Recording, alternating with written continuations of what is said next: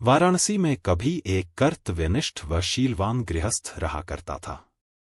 3 बेटियों और एक पत्नी के साथ उसका एक छोटा सा घर संसार था। किंतु अल्प आयु में ही उसका निधन हो गया। मरणोपरांत उस गृहस्थ का पुनर्जन्म एक स्वर्ण हंस के रूप में हुआ। पूर्व जन्म के उपादान और संस्कार उसमें इतने प्रबल थे कि वह अपने मनुष्य योनि के घटनाक्रम और उनकी भाषा को विस्मृत नहीं कर पाया।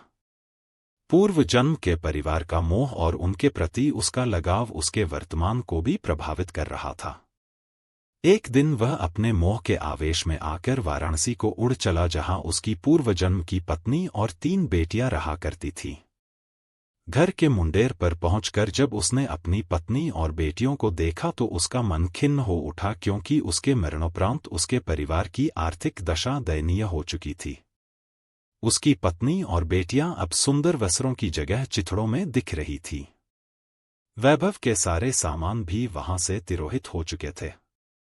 फिर भी पूरे उल्लास के साथ उसने अपनी पत्नी और बेटियों का आलिंगन कर उन्हें अपना परिचय दिया और वापस लौटने से पूर्व उन्हें अपना एक सोने का पंख भी देता गया, जिसे बेचकर उसके परिवार वाले अपने दारिद्र्य को कम कर सकें।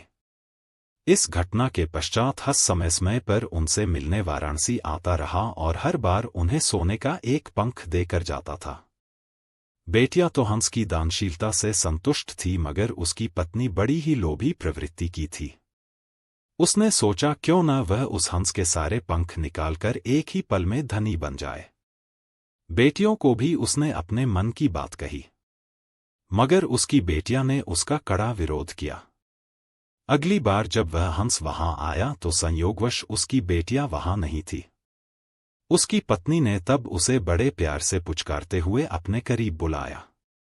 नल प्रपंच के खेल से अनभिज्ञ वह हंस खुशी खुशी अपनी पत्नी के पास दौड़ता चला गया। मगर यह क्या? उसकी पत्नी ने बड़ी बेदर्दी से उसकी गर्दन पकड़ उसके सारे पंख एक ही झटके में नोच डाले और खून से लथपथ उसके शरीर को लकड़ी के एक पुराने में फेंक दिया। फिर जब वह उन सोने के पंखों को समेटना चाह रही थी तो उसके हाथों सिर्फ साधारण पंख ही लग सके, क्योंकि उस हंस के पंख उसकी इच्छा के प्रतिकूल नोचे जाने पर साधारण हंस के समान हो जाते थे। बेटियां जब लौटकर घर आईं तो उन्होंने अपने पूर्वजन्म के पिता को खून से सना देखा। उसके सोने के पंख भी लुप्त थे।